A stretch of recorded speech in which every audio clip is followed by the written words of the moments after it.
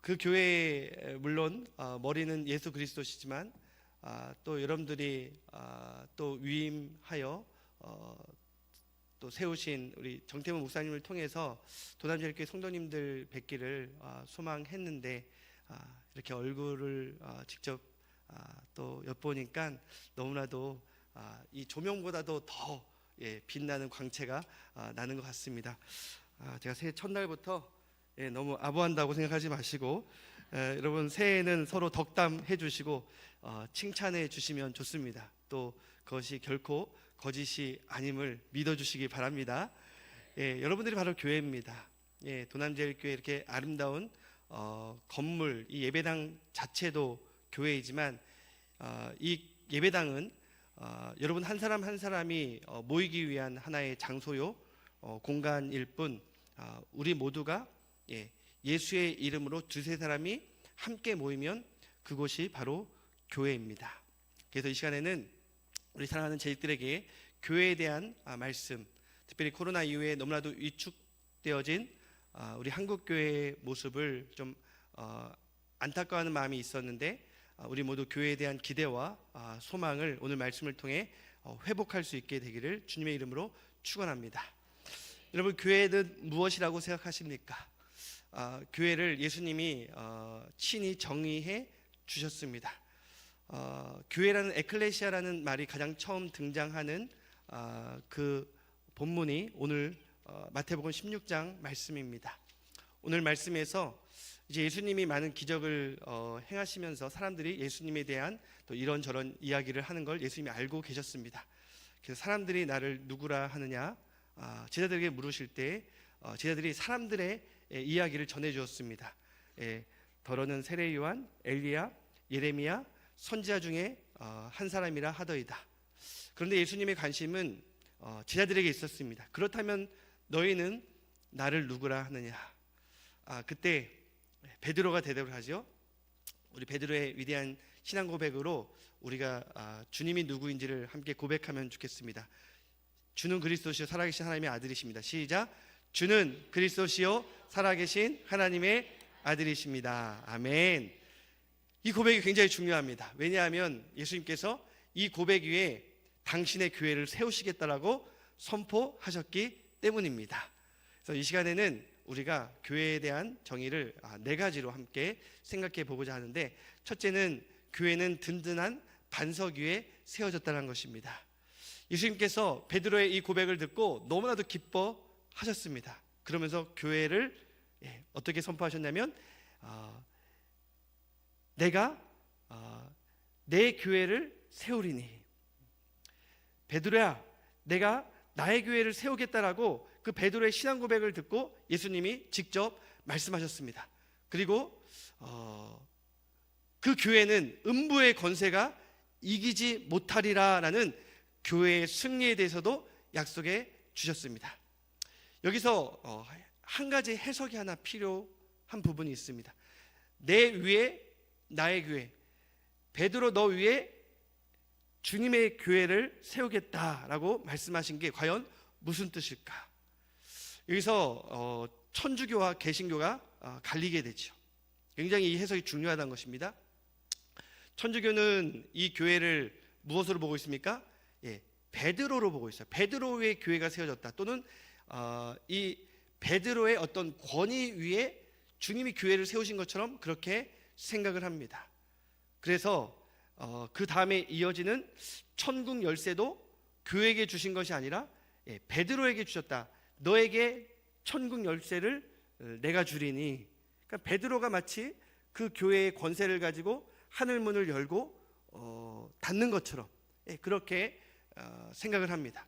그러나 개신교는 그렇게 하나님의 말씀을 해석하지 않습니다.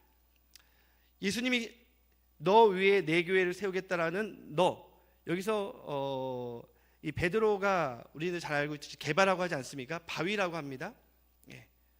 거기서 말하는 너는 베드로라 수 페트로스, 그것은 베드로를 말하는 게 맞습니다. 남성 명사니까. 그런데 너는 베드로라 내 위에 나의 교회를 세우겠다 할 때 내 위에라고 말할 때는 페트라라는 중성 명사를 사용합니다. 무슨 말이냐면 이 베드로 위에 세우겠다는 것이 아니라 베드로가 조금 전 고백했던, 그리고 우리 모두가 고백했던 그 신앙 고백 위에, 어떤 고백이요? 주는 그리스도시요 살아계신 하나님의 아들입니다. 나는 예수 그리스도를 하나님의 아들로 믿습니다. 라는 그 신앙 고백 위에 주님의 교회를 세우시겠다고 약속하신 것입니다. 믿으시면 아멘 하시기 바랍니다. 굉장히 중요해요. 그래서 우리가 주님에 대한 분명한 신앙 고백이 있다라고 한다면 누가 교회입니까? 바로 우리가 교회입니다. 따라볼까요? 우리가 바로 교회입니다. 여러분, 내가 교회입니다, 이건 좀 부족한 표현이에요. 주님은 교회를 복수로 부르셨습니다. 우리가 교회인 것이죠. 예, 그래서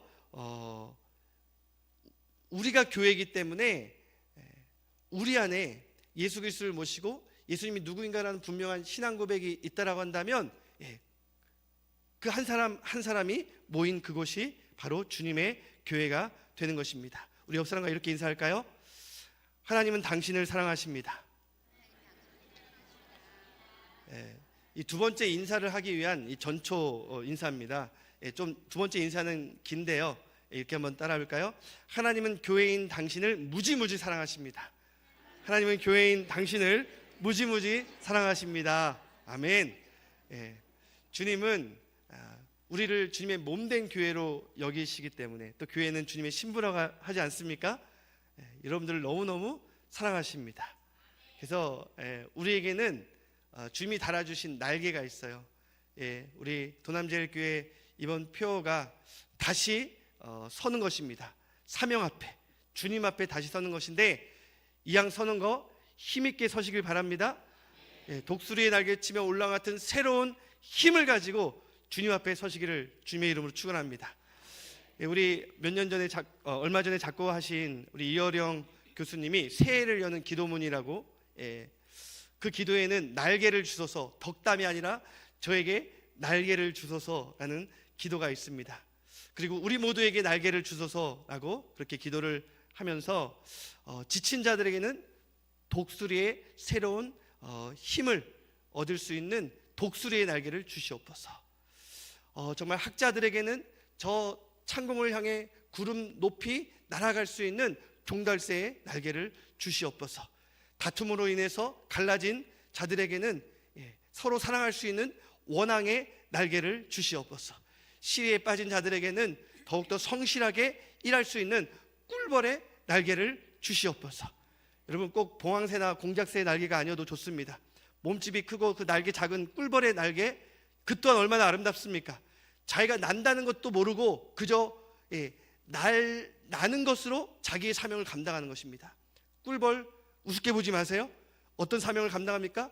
꽃과 꽃을 돌아다니면서 꽃가루를 온 세상에 전파하는 것이죠.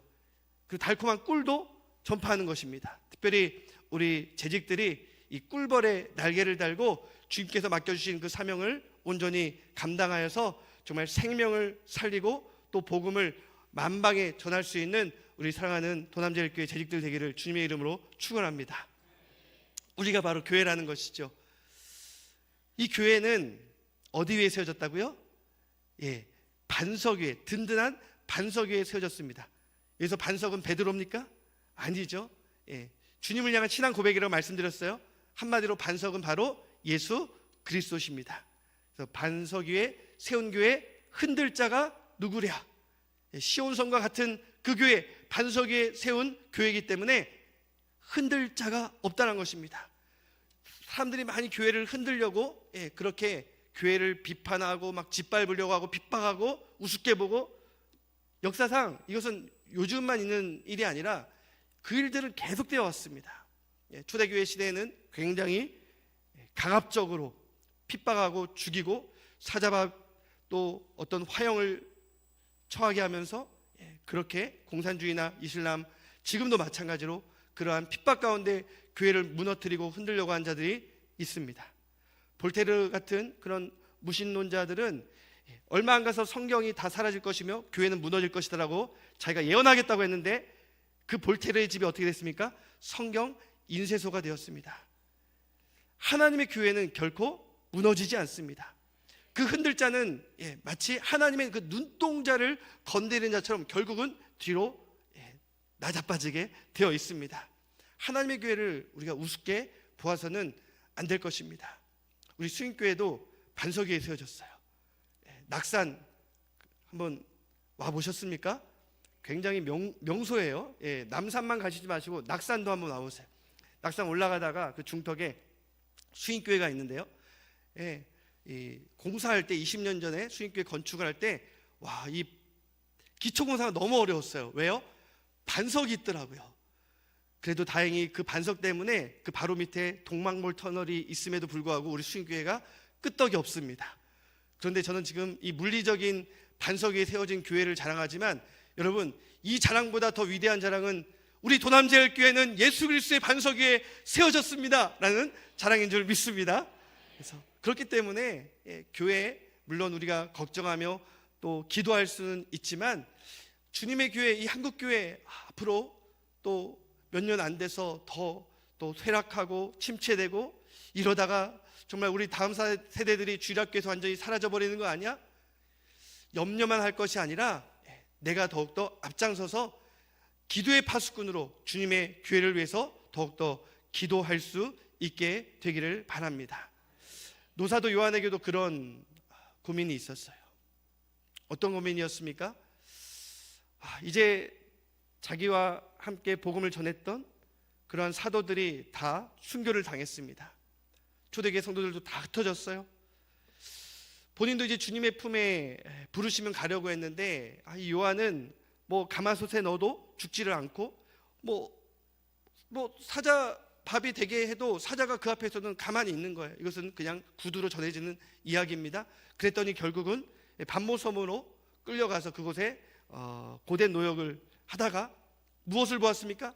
하나님께서 보여주시는 교회에 대한 영광을 보게 되었습니다. 요한계시를 통해서 그 7교회, 요한계시록 2장 3장에서 이 땅에 있는 지역의 교회는 불완전합니다. 그래서 완전하지 못한 교회, 그럼에도 불구하고 7 금초대를 붙들고 7별 사이를 지나다니신 예수 그리스도께서 이 요한계시록에 나타난 7교회를 향해 책망도 하시고 칭찬도 하십니다.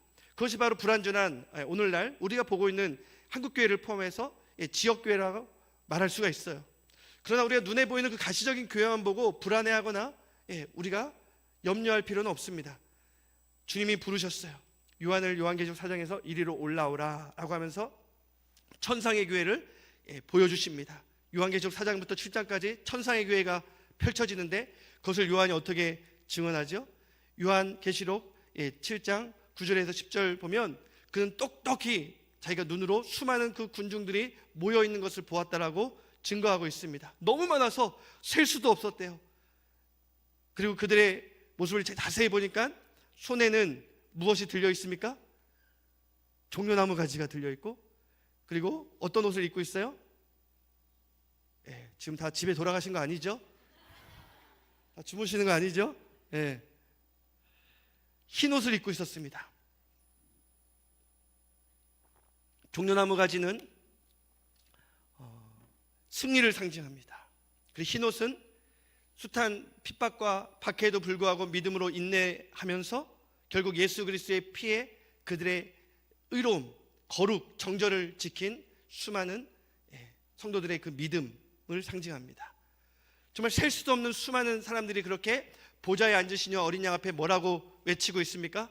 그 천상의 완성된 우주적인 교회가 보좌에 앉으신 이와 어린 양께 찬양을 올려드리고 있습니다. 구원이 보좌에 앉으신 하나님과 어린 양으로부터 옵니다 라고 그렇게 외치며 찬양하는 그 교회의 영광을 사랑하는 도남제일교회 성도 여러분께서 마음에 늘 간직하시면서 눈에 보이는 그 교회의 불안전 때문에 좌절하거나 낙심하거나 실망하지 않으시기를 주님의 이름으로 축원합니다. 하나님께서 이루어 가실 그 영광스러운 교회의 그 날을, 새 예루살렘과 새 하늘과 새 땅이 우리 가운데 단장한 신부와 같이 완성될 그날을 바라보면서 우리도 흰옷 입은 그 성도들처럼 핍박과 또 유혹과 조롱 속에서도 종려나무 가지를 들고 흰옷을 입고 나중에 주님 앞에 그 승리를 외칠 수 있는 우리 사랑하는 성도님들 되시기를 주님의 이름으로 축원합니다. 두 번째 교회는 어떤 교회입니까? 교회는 하늘로 통하는 다리입니다. 오늘 본문 말씀에는 하늘로 통하는 다리라는 말은 없습니다. 다만 천국 열쇠라는 말이 있는데요, 이 천국 열쇠를 가지고 이 땅에서 무엇이든지 매면 하늘에서도 매이고 이 땅에서 무엇이든지 풀면 하늘에서도 풀리리라. 하나님의 뜻이 하늘에서 이룬 것 같이 이 땅에서도 누구를 통해서 이루어진다는 것입니까? 이 천국 열쇠를 가진 자를 통해서. 근데 그 사람이 누구예요? 베드로입니까? 베드로가 아니라 예수 그리스도를 믿는 우리 교회, 우리 모두인 줄 믿으시기 바랍니다. 이 열쇠를 내게 주노니, 여기서는 마치 베드로에게 준 것처럼 그렇게 해석이 될 수도 있겠지만, 우리는 이제 성경을 단편적으로 그 한 구절이나 심지어는 이 단락만 봐서는 안 됩니다. 좀 넓게 봐야 돼요. 이 교회에 대한 말씀이요, 이 18장까지 이어집니다. 18장에서도 에클레시아라는 말이 나오는데 18장에 교회가 어떠해야 됨을 말씀하고 있어요. 교회는 어린아이 같이 연약한 자를 끝까지 사랑하고 귀히 여기는 그러한 모임이 바로 교회여야 한다고 주님이 말씀하셨습니다. 이 소자 한 사람, 연자 맷들을 소자 한 사람을 시험 들게 하는 것은 연자 맷돌을 목에 들이우고 바다에 빠지는 것이 낫다라고 할 정도로 그 어린 소자 한 사람을 귀히 여기면서 어린아이가 나에게 오는 것을 말리지 말라, 내버려 두라고 말씀하셨습니다. 그리고 잃어버린 한 마리의 어린 양을 귀히 여기시는 예수님, 99마리의 양을 두고라도 그 한 마리 양을 찾으시는 주님께서 교회를 향해 이렇게 말씀하셨어요. 너희 중에 누구 한 사람이 실족을 하거든 그냥 내버려 두지 말고 반드시 가서 권해라. 어떤 세상의 유혹이나 세상의 핍박으로 인해서 믿음을 떠나려고 하면, 또는 어떤 잘못을 했다라고 하면 그냥 내버려 두지 말고 뭐 하라고요? 권해야 된다고 했습니다. 이게 재직의 사명입니다. 우리 권면하고 위로하는 것이 우리 권사님들과 안수 집사님들의 사명입니다. 그들이 실족하지 않도록 정말 이 디아코노스, 식탁을 닦는 그러한 마음으로 섬기는 그 사명이 누구에게 있다고요? 특별히 우리 재직들에게 있는 줄 믿습니다. 그러면서 두 사람, 세 사람이 또 가서 권하라고 해요. 그리고 마지막으로 권해야 될 그러한 권세와 책임이 있는 곳을 이제 교회라고 말합니다. 마태복음 18장 17절에 보면 교회가 가서 권하고 그래도 교회의 말을 듣지 않거든 그때는 이제 최종 권한, 최종 권위로 권면했는데 듣지 않아요. 그러면 이방인과 세리같이 여겨라 라고 한 다음에 그 다음 말씀이 중요합니다. 18절 말씀에 오늘 이 16장 19절 말씀과 똑같이 나옵니다. 너희가 이 땅에서 무엇이든지 구하면 하늘에서도 열릴 것이요, 이 땅에서 무엇이든지 매면 하늘에서 매일 것이요, 이 땅에서 무엇인지 열면 하늘에서도 풀리리라. 자막 준비 못해서 죄송한데요, 그렇게 이 교회에 대한 말씀이 계속해서 이어지면서 이 천국 열쇠는 이 베드로 한 사람에게 준 것이 아니라 그 베드로의 어떠한 권위를 이어받는 교황에게 준 것이 아니라, 또는 사제에게 준 것이 아니라 그 권위는, 그 말씀을 자세히 보면요, 두 사람이 합심으로 내 이름으로 하늘에 계신 아버지께 기도하면 하늘에 계신 아버지께서 어떻게 해주실 것이라고 말씀하십니까? 응답해 주시리라. 두세 사람이 내 이름으로 모인 곳에 나도 그들 중에 있느니라. 할렐루야. 그러니까 두세 사람이 예수의 이름으로 모여서 함께 기도하는 그 모임, 그 교회에게 주신 권세가 바로 천국 열쇠라는 것입니다. 따라서 한번 선포해 보겠습니다. 예수 권세, 내 권세. 아멘. 예수의 권세가 우리의 권세가 될 수 있는 거예요. 예수의 이름으로 우리가 한 사람이 기도하는 것과는 두세 사람이 교회로 모여 합심으로 기도할 때에 하늘에 계신 아버지께서 응답해 주실 줄 믿습니다. 그래서 재직 헌신 예배를 드리고 이제 우리가 은혜 받았으니까 무언가를 하자 했는데 두세 사람밖에 안 모였어. 내가 20명 모일 줄 알았는데 5명 모였네? 엄청 많이 모인 겁니다. 아셨죠? 낙심하지 마시고 두세 사람이 모이면 그 두세 사람부터 함께 기도하면서 하나님께서 맡겨주신 사명을 감당하시기를 주님의 이름으로 축원합니다. 아무개 집사, 아무개 장로님은 왜 안 왔지? 그렇게 하지 마시고 거기에 모인 여러분들 스스로를 주님이 귀히 여기시고 여러분들 통해 역사하시고 응답하신다는 사실을 아시고 그 작은 일부터 충성하시면 예수 그리스도의 이름으로 놀라운 권세가, 놀라운 역사가 일어날 줄 믿습니다. 믿는 자들에게는 이런 역사가 따르리니 새 방언을 말하고 천국 복음을 증거할 뿐만 아니라 또한 귀신을 쫓아내고 전가를 받고 뱀을 집어 올리며 무슨 독을 마시든지 아무 이상이 없다고 말씀하고 있습니다. 가장 중요한 것은 아픈 자에게 손을 얹고 기도한 즉 어떻게 된다고요? 나으리라.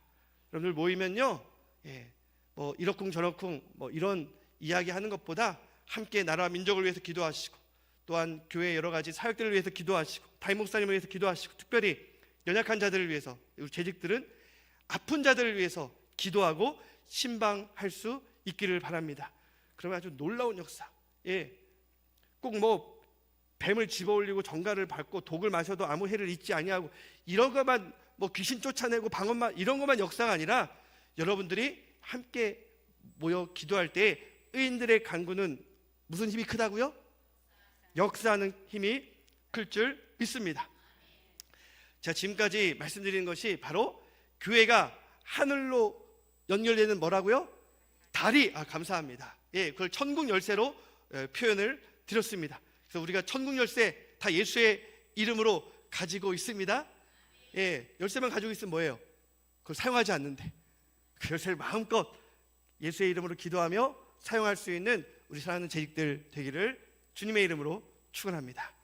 세 번째, 교회는 나눔과 섬김의 교회를 지향합니다. 나눔과 섬김의 한마디로 선교적 교회를 지향합니다. 후임교회가 전통교회인데 제가 12년 전에 후임 목사로 부임해서 표어를 나눔과 섬김의 선교적 교회라고 이렇게 우리 장로님들과 공유하고 성도들과 또한 공유를 했습니다. 선교적 교회가 뭔가? 나누고 섬기는 교회예요. 건강한 교회의 모습, 교회의 본질을 정말 지켜나가는 모습이 바로 나누고 섬기는 선교적 교회라고 생각합니다. 그런데 우리 한국교회가 그동안 하나님의 은혜로 부흥 성장하였습니다. 그러다 보니까 내 교회 그래서 자리 모질랐는데 더 큰 교회 지어야지. 우리 교회 기도원 짓고 또 우리 교회 또 뭐 납골당 짓고 이제 이런 우리 교회 중심으로만 너무 지교회 중심만 우선하다 보니까 오히려 여러 가지 이 교단 분열과 더불어서 또 심지어는 같은 교단 안에서도 같은 노예 안에서도 서로 같은 또 시찰 안에서도 하나 되지 못하고 오히려 그 교회들이 부흥하면 더 그 교회에서 또 다툼과 분열이 생기는 이러한 아픔들이 있어 왔습니다.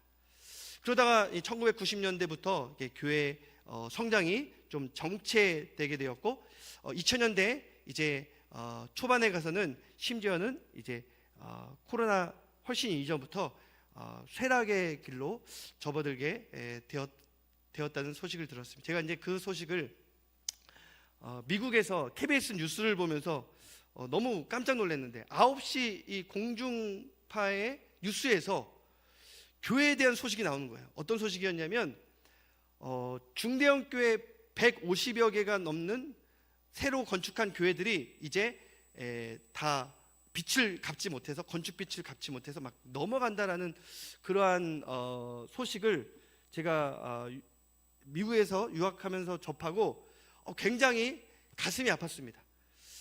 이미 한국교회 성장은 어떻게 보면 멈췄는데 그렇게 건물 위주의 내교회 위주의 그런 사역들이 이제는 잘 통하지 않는 시대가 되었구나라는 것을 깨달았습니다. 나눔과 섬김의 선교적 교회의 비전은 제 마음 가운데 이제 하나님께서 목회자로 부르실 때 주신 마음이었던 것 같습니다. 저는 이제 목회자의 자녀로 태어났고 자라났고 제 아버지가 제가 초등학교 때만 하더라도 이렇게 많은 군인 아저씨들과 더불어 이렇게 늘 강단에서 말씀 전하던 기억이 아직도 또렷합니다. 근데 어느 날 아침에 아버지가 이제 전역을 하셨어요. 그리고 교회를 개척하셨다고 우리 교회다 하고 갔는데 아무도 없어요. 기어다니는 동생과 피아노 반주 이렇게 겨우 하고 있는 누님, 그리고 아버지 앞에서 혼자 말씀 전하시는데 말씀 들을 사람이 저랑 어머니밖에 없어요. 와, 이거 어떡하나. 그때 역사적 사명을 띠고 열심히 전도해야겠다. 초등학교 때, 중학교 때 이렇게 전도하고 또 기도하면서 작은 교회였지만, 기척교회였지만 그렇게 하나님께서 저에게 하나님을 향한 그러한 사랑과 열정을 주셨습니다. 그리고 고등학교 3학년 때 제가 이제 기도를 하다가 하나님께서 선교에 대한 마음을 주셨습니다. 선교사. 참 가슴 벅찬 일인데, 그리고 동시에 제가 가야 할 학교, 그 당시 건물도 지어지지 않았던 포항에 있는 어느 기독교 학교를 알게 하셔서 이 학교가 하나님이 가라고 하신 학교인가 보다. 그래서 포항에 있는 학교를 다니면서 또 주일학교 교사로서 매주 또 포항과 대전을 오가면서 그렇게 학업생활과 신앙생활을 하고 있었습니다. 그러던 중에 이제 제가 마음에 품었던 이스라엘이라는 곳에 매년 친구들과 단기 선교를 가게 됐는데, 2달 키부츠에서 일을 하면서 이제 졸업할 때쯤에는 한 1년간을 가게 됐어요. 한번 내 앞으로 이곳에 선교사로 오려면 내가 언어도 좀 배우고 문화도 좀 배워야겠다라는 생각에서 2000년도에 제가 그렇게 1년간 졸업 한 학기 앞두고 이스라엘 가서 히브리어를 배우고 또 키부츠에서 노동을 했습니다. 그러다가 이제 9.11 사태가 일어났거든요. 그랬더니 이제 부모님이 막 들어와야 된다고, 거기 뭐 이제 이라크에서 이제는 이스라엘 차례라고 하니까 빨리 들어와야 된다고, 안 들어가니까 부모님이 직접 오셨습니다. 그래서 저에게 이제 그런 말씀을 하시는 거예요. 요한아, 사실 네 이름이 왜 요한인지 아냐? 너 태어나기 전부터 우리는 서원을 했다. 제가 사실 예전에 그런 말씀을 부모님이 하실 분위기가 있어서 절대 나보고 목사 되라는 말 하지 마세요 막 그랬던 적이 있었거든요. 그걸 부모님이 계속 눈치만 보다가 이제 드디어 이제 말씀을 하시는 거야. 너 이제 졸업도 얼마 남지 않고, 그런데 너 자꾸만 이런 내 방황하면서 너 갈피를 못 잡는 것 같은데 우린 지금도 기도하고 있다. 너 목회자가 되어야 된다. 아니, 제가 태어나기도 전에 제 허락도 받지 않고 본인들이 그렇게 기도만 하셨는데, 역시 부모의 기도는 굉장히 힘이 강력했던 것 같습니다. 돌아가고 나서는 계속 그 말씀이 제 마음에 남았어요. 그래서 통곡의 벽에서 계속 기도하고 말씀 보다가 하나님께서 저에게 이런 마음을 주신 것 같아요. 너는 선교사로서는 자격이 없어. 아무나 선교하니? 그런 마음을 주시면서 교회와 함께 선교를 하면 좀 할 수 있지 않을까라는 생각이 들어서, 그래, 선교하는 교회, 선교적 교회, 그런 교회를 한번 꿈꾸면 하나님이 기뻐하지 않을까? 그래서 제가 이제 다시 돌아와서 학교를 마치고 2003년도에 이제 신학을 공부하게 되었습니다. 그러면서 이제 전도사가 됐죠. 그때 처음 갔던 교회가 바로 어느 교회일까요? 승인교회. 지금 20여 년 전에 전도사로 왔던 승인교회에 부임을 해서 제가 지금까지 교회의 사랑을 너무나도 많이 받고 있습니다. 3년간 전도사 생활하고 이제 교회를 이제 다른 데서 또 경험을 하고자 했는데 건축을 한대요. 50년 수건 사업으로 건축을 한다니까 지금 떠나버리면 도망가는 것 같아서 3년간 더 전임으로 부목사까지 이렇게 6년간 있으면서 교회 건축을 통해 하나님께서 주시는 또한 은혜와 또 어떤 교회의 영광을 경험도 했습니다. 그러다가 제가 이제 미국에 제가 좋아하는 히브리어 구약을 공부하기 위해서 또 선교적 교회를 꿈꾸었기 때문에 선교학을 공부하기 위해서 이제 미국의 텍사스에 있는 학교에서 공부를 하다가 제가 조금 전 말씀드렸던 그 한국 교회 여러 가지 이제 목회자들이 이제 실족을 하고 또 한국의 여러 가지 어려운 상황들을 그런 공중파 방송을 들으면서 굉장히 이제 앞으로 교회를 어떤 모습으로 섬길 수 있을까? 2010년대거든요. 2010년도에 고민이 많이 되었습니다.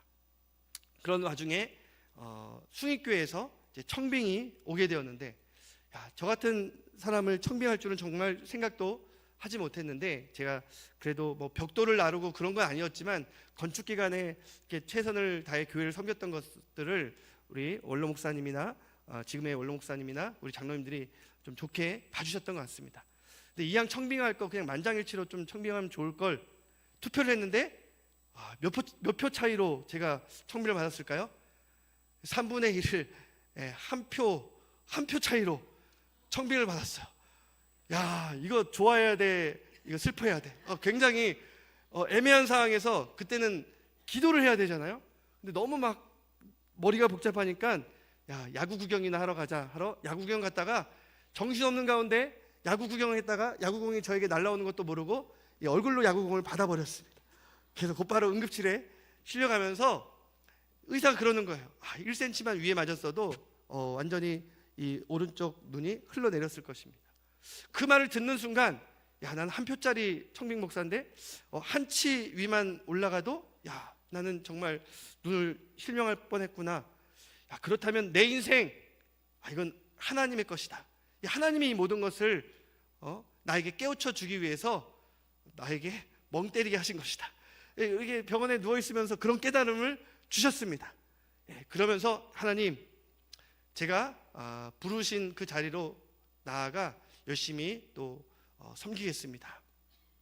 그러는 가운데 이제 한국으로 돌아가기 전에 학교에 우리 한인들이 좀 있었거든요. 한인들 목회자 세미나가 있었는데 우리 노종께서, 그분의 이름은 방지일 목사님이에요. 그 당시 99세였습니다. 4년 뒤인 103세에 한 3, 4년 전에 소천을 하셨는데 영등포교회 원로 목사님이신데, 그분이 이제 휠체어를 타고 이 강단에 말씀을 전하기 위해서 딱 올라오셨는데, 그때 휠체어를 끌어준 분도 원로예요. 그러니까 원로의 원로십니다. 그분이 이제 말씀을 딱 한마디 내뱉으려는 순간 정막이 있었는데, 그 말 한마디에 정말 모든 사람의 마음 가운데 어떤 놀라운 그런 도전을 주셨어요. 적어도 저에겐 그랬습니다. 그때 목사님이 던진 말씀은 이런 말씀이었어요. 질문이었는데요. 여러분, 교회를 생각하면 여러분들의 심장이 뛰십니까? 여러분 어떠세요? 교회를 생각하면 여러분들 기대와 소망으로 심장이 막 뛰십니까? 그 당시 저는 그러지 않았거든요. 막 답답했거든요. 이 한 표짜리 목사가 또 이렇게 한국교회 어려운데 또 그런 전통교회 가서 어떻게 목회를 할까 막 답답했거든요. 오히려 막 너무 답답해가지고 제 심장이 막 그냥 터질 것만 같았어요. 근데 심장이 교회를 생각하면 뛰냐고 물어보는데, 그때부터 기도가 나왔습니다. 하나님, 저의 이렇게 답답해서 터질 것만 같은 이 심장 다시 교회를 위해 뛰게 해주세요. 그렇게 기도하기 시작했고요. 하나님께서 그 계기로 기도로 준비하게 하셨고, 이제 수인교회 2012년 말에 귀국해서 첫 예배를 드리는데 이게 좀 뒤가 싸한 거예요. 3분의 1이나 저를 반대하고 계셨고, 그 당시에 또 어떤 과도기, 어떤 리더십의 과도기가 있었기 때문에 제가 새가족 이렇게 담당할 때 아파트들 들어서면서 많은 성도들 왔거든요. 근데 그분들이 거의 다 많이 빠져나가서 젊은 분들 거의 없고 어른친들만 남아있는 그런 교회에 더 많이 참 걱정이 됐지만, 그래도 그 뛰는 심장 부여잡고 5년간 열심히 사역을 했습니다. 2년 동안은 동사 목회를 했는데요. 여러분 자꾸만 굉장히 한 표짜리 목사라고 안타까워하시는 것 같은데, 투표를 한 번 더 했어요. 그런데 하나님의 은혜로 두 번째 투표에는 훨씬 더 많은 표가 나온 줄 믿으시기 바랍니다. 우리 장로님도 같이 오셔도 제가 거짓말을 못해요. 그 은혜로 제가 이제 이 전통교회를 제자훈련교회를 선교적 교회로, 근데 너무 많이 변화시키면 안 되니까 1년에 하나씩, 지금 이제 우리는 월드 사역을 하는데 첫 해는 예배, 둘째 해는 리더들 세워서 이제 구역장들, 어떤 목장, 어떤 소그룹의 변화, 세 번째에는 우리가 그동안 하지 않았던 구제와 선교, 또 우리 차세대 교육, 이런 것들을 5년 동안 한번 이 월드라는 걸로 교회의 체질을 1년에 하나씩 바꿨을 뿐인데, 5년이 되니까 많은 변화가 있으면서 교회에 좀 활력이 있게 되었습니다. 그랬더니 또 한국 국제제자훈련원에서 제자훈련 교회로 또 선교적 교회로 이 전통교회를 어떻게 바꿔 나갔는지 또 어떤 글을 기고하기도 했고요. 그러면서 제 마음 가운데 좀 교만함이 들었나 봅니다. 이쯤 되면 이제 두 번째 이 변화를 줄 때에는 정말 독수리처럼 창공을 날겠구나. 그런데 목회란 게 제 생각대로 그렇게 쉽게 진행되는 것은 아니더라고요. 2017년도 말 드디어 터질 게 터졌습니다. 그때는 꿈에도 생각하지 못했던, 이래서 우리 장로님들 같이 오면 제가 늘 여기서 말씀 전하기가 늘 불안한데, 그래도 우리 장로님은 그래도 목사님 제가 모시고 가겠습니다 하고 이렇게 외부 집회 늘 같이 오셔서 감사합니다. 제가 뭐 장로님 의식 안 하고 우리 하나님만 보면서 말씀 전하도록 하겠습니다. 교회 여러 재정 사고가 드러났습니다. 뭐 예전부터 있었던 축적된 것이 어떤 계기로, 카페를 계기로 해서 표면 위로 드러나는데, 이 문제를 당회가 잘 처리할 수 있겠다, 처음에 그렇게 생각했습니다. 또 당사자가 이게 자숙만 하면 뭐 우리 당회원들이 변제를 해서라도 잘 처리하면 되지 않겠는가, 그 역시 저의 개인적인 생각이었지. 당회를 하면 할수록, 재직회를 하면 할수록, 공동회를 하면 할수록 이 해결할 수 있을 것 같았던 문제가 막 산더미처럼 불어나는데 수습 불가. 그래서 공동회 때는 우리 장로님들 다 나와서 함께 머리 숙여 성도들에게 사과를 하고, 그럼에도 불구하고 또 어떤 일이 쉽게 풀리지 않아서 그 이후부터 저는 너무나도 너무 힘든 시간, 상상하지 못했던 일을 경험했기 때문에 사람에 대한 어떤 두려움, 그 당사자뿐만 아니라 심지어는 성도들에게조차도 어떤 두려운 마음을 갖게 되었어요. 그래서 이게 어떤 모임, 심지어 예배까지도 나가기가 싫었습니다. 그래서 하나님 앞에 이렇게 드려서는 안 되는 기도를 드리게 됐어요. 하나님, 저 목사인데 교회 나가기 싫어요. 그런 기도 정도는 뭐 할 수 있겠죠. 그런데 이런 기도까지 드렸습니다. 하나님, 저 성도들 얼굴 보기가 너무 두려워요. 성도들 얼굴 보기 싫어요. 여러분, 기도 잘하시기 바랍니다. 하나님 우리의 신음까지도 듣고 계십니다. 성도들 얼굴 보기 싫어요라는 그 기도 때문인지 정말로 성도들 얼굴이 보이지 않게 되었습니다. 저 뒷자리에서부터 매주 성도들 얼굴이 자꾸만 이제 어둠 가운데 닫히는데요. 이상하다. 안과를 갔죠.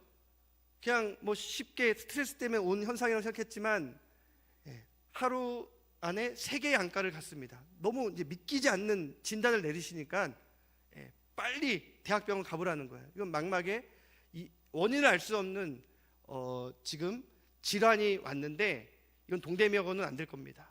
무슨 소리야. 그리고 갔던 안과병원들이 다 똑같은 진단을 내려서 서울대병원까지 갔지만 서울대병원 정밀 검사를 하고 나서 또 이렇게 말하는 거예요. 원인을 알 수 없는 망막의 질환이 왔는데 앞으로 2년 안에 앞을 보지 못할 실명할 경우가 99% 이상입니다. 앞이 무너지는 것 같습니다. 하늘이 무너지는 것 같았어요. 나 지금 보이는데 이 정도로 보여도 뭐 상관없는데 왜 앞으로 그렇게 될 거라고 어떻게 이렇게 예견을 할 수 있지? 믿어지지가 않았습니다. 그런데 정말로 3개월 정도가 지나지 않아서 의사가 말했던 현상이 나타나기 시작했어요. 제 마음이 흔들렸습니다. 이제 뭐 교회 재정 문제, 뭐 사고 이런 게 저에게는 문제가 아니에요. 제 자신이 문제였습니다. 감사하게도 하나님께서는 교회를 사랑하셔서 주님의 몸된 교회를 목사가 나서지 않더라도 교회를 사랑하는 장로님들 또 성도님들 통해서 결국은 다 알아서 해결해 주시더라고요. 권징하게 하시고 치리하게 하시고 또 어떤 재정의 투명성과 제도화를 갖추게 했지만 문제는 제가 흔들리게 되었습니다. 왜 장로님들이 모르겠어요? 장로님들이 목사님 이제 좀 마음 평안히 가지시죠. 이제 잘 수습되고 있는데 목사님만 좀 중심 잡으시면 될 것 같습니다. 그래도 제가 좀 정신을 못 차리는 것 같으니까 제가 새벽 기도를 못 나갔거든요. 왜냐하면 하루하루 그냥 울며 밤을 새는 거예요. 베개를 적시면서 하나님 이거 무슨 일입니까? 어떻게 저에게 이런 일이 있죠? 그리고 하루하루 정말 시력이 안 좋아지는 게 느껴졌습니다. 그러다 장로님들이 이래서 안 되겠다 싶어서 저를 안식월을 주셨어요. 안식월을 또 다녀오고 나서는 또 성도들이 물어보겠죠. 장로님들이 물어보겠죠. 목사님 이제 좀 마음이 평안해지셨습니까? 그때 또 제가 그래도 좀 마음이 불안하고 또 뭐 저 시력이 이렇습니다 이렇게 말하면 목회를 그만둬야 될 것 같아서 안식년 다녀온 뒤에 좀 많이 좋아졌습니다. 걱정하지 마세요. 그렇게 6개월 아니 1년이라는 시간을 보내야만 했습니다. 시간이 지날수록 정말로 운전대를 놓아야만 했고 글씨를 볼 수 없게 되었고, 또 무엇보다 가장 슬픈 것은 사랑하는 자녀들의 그 사춘기 아이들의 얼굴을 보지 못하게 된 것, 거울 앞에 선 내 모습이 보이지 않는 것이 정말 저를 힘들게 했습니다. 그러면서 계속 두려운 거예요. 이걸 성도들에게 어떻게 알려야 되나. 그런 가운데 저는 계속해서 영혼이 죽어가고 있었어요. 왜냐하면 기도가 안 나왔기 때문이에요. 기도를 할 수 없었습니다. 하나님에 대한 원망, 하나님, 저 지금까지 목회자의 자녀로서 이렇게 하나님 위해서 선교한다고, 또 목회한다고, 또 이렇게 수익교회 와서 주님 앞에 인정받을 일만 한 것 같은데 저에게 어떻게 이럴 수가 있습니까? 그 원망 때문에 기도가 나오지 않았어요. 그런데 이 기도를 못하니까요, 영혼이 죽잖아요. 기도는 영혼의 호흡인데, 이러다가 내 영혼도 죽고 내가 죽으면 정말 이 교회의 영적인 모든 게 다 죽어버리겠다라는 그런 생각에 어떻게든 기도를 해야 되는데, 그러다가 이제 다니엘 기도회라는 걸 알게 됐습니다. 이 다니엘 기도는 그냥 영상 보고 그냥 은혜 받고 따라하면 된대요. 그리고 교육자들하고 다니엘 기도에 같이 참여하면서 나를 위해서 또 교회를 위해서 함께 기도하자.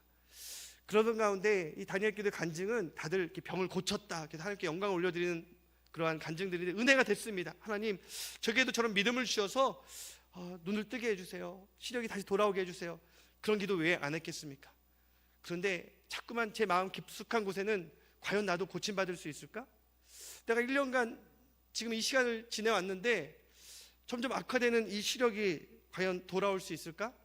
그러한 의문이 생겼습니다. 그러면서 하나님이 나를 버리신 건 아닐까? 가장 두려운 것은요, 하나님께 버림받았다라고 생각되는 그 두려움입니다. 사탄이 주는 마음이죠.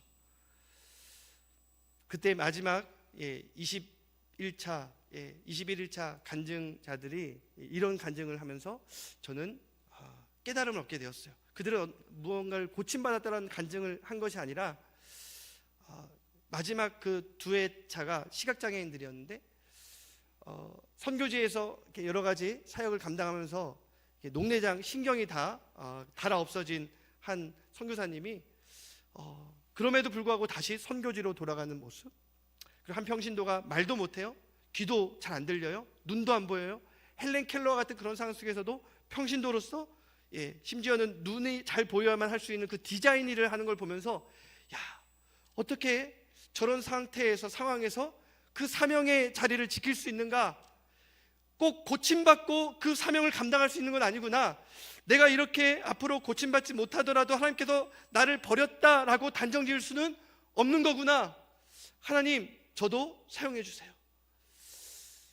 내가 하나님의 영광을 보리라는 한 간증자는 자기가 간병하고 기도했던 자기의 남편이 그 간증 뒤에는 살아날 줄 알았어요. 그런데 하나님이 데려가셨다는 거예요.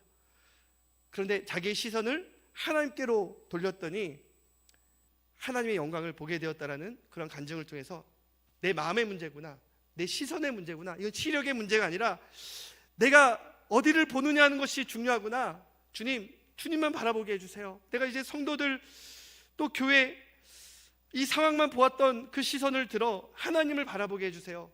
그런 기도가 나오기 시작했습니다. 근데 하나님께서는 이렇게 뭔가 회개 기도가 터져 나올 듯 하다가 뭔가 좀 막힌 게 있는 듯한 그런 상황 속에서 저에게 깊이 주시는 마음이 있었어요. 요한아, 그걸로는 안 돼. 그걸로는 부족해. 성도들 앞에 너의 죄를 회개해라. 성도들에게 정말 그들에게는 모른다고 생각했지만, 성도들이 모른다 할지라도 모든 너의 1년 전에 그 마음에 그 도끼를 품었던, 성도들을 미워하고 심지어는 성도들 얼굴 보지 않게 해달라고 기도했던 그 고백까지 다 하라는 거예요. 그래서 12월에 어느 날 1년이 되던 하나님의 말씀이 저에게 용기를 주어서 성도들 앞에, 제가 1년 전 이맘때 우리 수임교회에 어려움이 있었죠. 그때 제가 성도들을 참 고슴도치처럼 서로 찌르고 미워하는 그런 분위기 속에서 저를 자꾸만 계속 찌르는 것 같아서 제가 사실 그때 성도님들 많이 미워했습니다. 저를 용서해 주세요. 심지어는 제가 그때 해서는 안 될 기도를 드렸습니다. 성도님들 얼굴 보기 싫다고 그런 기도를 드렸습니다. 그래서 지금 저는 여러분들의 얼굴을 볼 수가 없습니다. 그런데 이제 저를 용서해 주시면 언젠가 다시 여러분들의 얼굴을 볼 수 있게 될 거라고 믿습니다. 성도들에게 기도 부탁을 하고 용서를 구했습니다. 이러한 사실을 다 알고 난 이후에 저의 마음이나 어떤 눈 상태를 다 알게 난 이후에 처우는 우리 장로님들의 교회에 맡기려고 이미 다짐을 했죠. 그런데 제가 생각한 것과 너무 다른 반응이 있는 거예요. 그동안에는 우리 성도님들이 막 여기저기 문이 많거든요. 제가 서 있으면 별로 인사하고 가시는 분들은 우리 나이 드신 권사님들밖에 없었는데, 그날에는 우리 성도님들이 이렇게 나가지 않으시고 도열에 서시는 것이었습니다. 그리고 저의 손을 잡고 저를 안아주시고, 목사님 힘내세요, 목사님 기도하고 있습니다, 목사님 저를 보게 될 겁니다, 눈 뜨게 될 거예요, 우리가 기도할게요. 그런 성도들의 사랑을 제가 확인하면서, 이렇게 사랑 많은 성도들을 그동안 내가 왜 이렇게 두려워하고 미워했지, 정말 회개가 저절로 나왔습니다. 그러면서 그 모습이, 저를 사랑해주는 그 모습이 얼마나 저에게 위로가 되었는지, 이제 나는 이 세상에서 가장 행복한 목사다, 이러한 확신이 들더라고요. 그러면서 여러분, 목사가 행복해야 교회가 행복합니다. 그 성도들에게 내가 갚아줄 수 있는 것은 내가 행복해야겠다, 내가 행복해야지 우리 성도들이 근심하지 않고 이 교회가 행복하겠다라는 그런 마음을 또 하나님이 주셔서 저는 행복한 목사입니다. 하나님 감사합니다. 제 마음을 이제 확정했습니다. 주여, 제가 이제 새벽을 깨우겠습니다. 내 마음이 확정되었사오니 내가 새벽을 깨우리로다. 아멘. 비파와 수금아 깰지어다, 내가 새벽을 깨우리로다. 시편 57편에 있는 그 말씀을 주시면서, 주의 이름은 하늘 위에 이 부족한 보잘것없는 이런 종을 주여 사용해서라도 주의 영광이 높아지기를 원합니다 라는 기도가 나왔습니다. 여러분 따라해 볼까요? 감사는 기적을 만든다. 여러분, 다른 것이 기적이 아니라요, 감사하는 그 자체가, 그리 아니하실지라도 감사하는 자체가 기적인 줄 믿습니다. 감사하니까요, 기적이 펼쳐지더라고요. 감사하니까 기도가 터져나오고 기적이 펼쳐졌습니다. 2019년도 제 눈이 확 떠졌을까요? 아멘. 영적인 눈이 떠졌고요. 그러면서 성도들과 같이 이렇게 목회하는 것이 이렇게 행복한 줄은 예전에는 왜 몰랐을까? 성도들이 이제 저의 상황을 알고 이제 앞장서서 더 교회를 사랑하는 그러한 모습으로 헌신하고 봉사하기 시작했습니다. 우리 장로님들 먼저 앞장서서 그렇게 리모델링 교회 미디어 공사도 하고, 또 그렇게 애물단지로 남아 있을 수 있었던 그 카페도 이제 지역사회의 자랑이 되고, 그러면서 선교사도 파송하고, 제가 지난 5년간 하지 못했던 것들을 이렇게 1년 사이에 다 했던 것 같아요. 그러면서 또 추수감사주일 1년이 지난 그 주일에 하나님께서 행하신 일들을 오히려 우리를 위로해 주시고 우리를 만져주셔서 그 재정사고의 아픔을 그렇게 1년 만에 정말 우리의 마음을 감사로 바꾸니까 기적처럼 행해 주신 것들을 하나님 앞에 감사했습니다. 그랬더니 성도들이 막 박수치고 정말 축제와 같은 추수감사절을 보냈는데, 그 다음 날에 오륜교회 다니엘 기도에서 전화가 왔습니다. 저희 소식을 듣고 간증을 좀 부탁하는 그러한 요청이었는데, 제가 마지막 날에 간증을 하게 되었고, 우리 성도들이 이제 첫째에는 교육자들만 했지만 두 번째에는 교육자들이 다니엘 기도회 때 은혜를 많이 받았다는 소식을 듣고 매일 21일 동안 나와 또 같이 참여를 했거든요. 근데 영상에 지금 누가 나와 있어요? 담임 목사가 나와서 한국교회 앞에 15,000여 개 한국교회 앞에 그동안 제가 저질렀던 잘못과 또 용서를 구했던 그런 모습까지도 다 이렇게 짧은 시간에 간증을 했을 때 우리 성도들이 많은 위로를 받았다고 합니다. 그러면서 곧바로 무엇이 들이닥쳤습니까? 한국교회 코로나가 들이닥쳤어요. 코로나가 들이닥쳤지만 우리 도남제일교회처럼 우리 수인교회도 이제 네 번째 하고 싶은 말입니다. 함께 하면 우리가 어디든지 가고 무엇이든지 할 수 있습니다.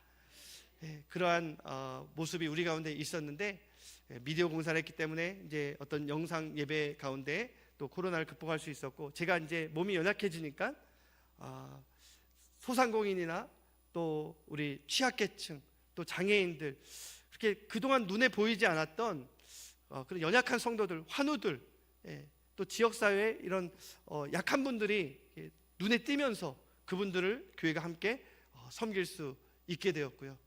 그러면서 제 시력은 점점 이제 안 좋아지면서 이제 장로님들이 또 안식년을 또 허락해 주셔서 제가 6개월간 안식년을 2021년도에 갖게 되었습니다. 그동안 그때는 이제 코로나로 미국밖에 열리지 않았는데, 저는 혹시 이게 예전에 야구공 맞아서 그런 건가 이제 그런 생각에 또 제가 그때 입원했던 가장 큰 안과병원이었는데 그 병원에서 이제 진단을 받았습니다. 네, 야구공과는 아무 상관이 없다고 또 얘기를 하면서 그게 이제 계속 연결이 되는 것입니다.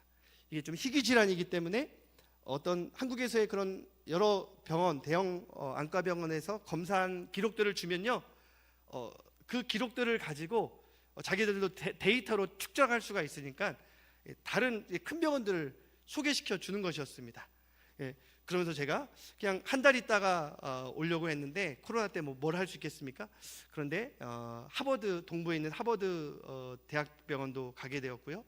또 심지어는 서부에 있는 스탠퍼드 대학병원도 가게 되었어요. 근데 이미 이제 하버드 병원에서도 이 질환은 현대의학으로는 고칠 수가 없습니다라고 판정을 했기 때문에 제가 큰 기대는 하지 않았는데, 스탠퍼드 대학병원에서 당신처럼 주변 시력이 조금 살아있는 사람들, 시각장애인들을 위해서 개발한 안경이 있다고 합니다. 그래? 그것이 있다면 한번 가봐야지. 그래서 제가 이제 대상자가 되어서 그걸 개발했던 의사가 저를 이제 초청을 했고요. 그 개발했던 분이 희망적인 메시지를 주었어요. 목사님, 목사님 같은 경우가 딱 이 특수환경에 해당되는 경우인데 좋은 소식이 있을 겁니다. 얼마나 제가 기대를 했겠습니까? 그런데 마지막 순간 뭐라고 하시냐면, 목사님 죄송합니다, Only in USA, 이걸 한국에 가져가시면 안 된다고 합니다. 이게 CEO의 결정이래요. 이게 개발된 지가 얼마 안 됐기 때문에 목사님 죄송한데 다음에 분명히 풀릴 날이 있을 겁니다. 빈손으로 왔어요. 굉장히 허탈했습니다. 그런데 5개월, 6개월의 시간이 그냥 저도 잊고 있었어요. 그 안경을 잊고 있었는데 그 안경에 대해서 잊고 있지 않았던 한 분이 계셨어요. 저도 알지 못하는 한 권사님인데, 그 권사님도 이제 의사입니다. 이제 오른교회에서 이제 다니엘 간증을 하고 오른교회에서 이제 영상을 하나 만들어줬어요.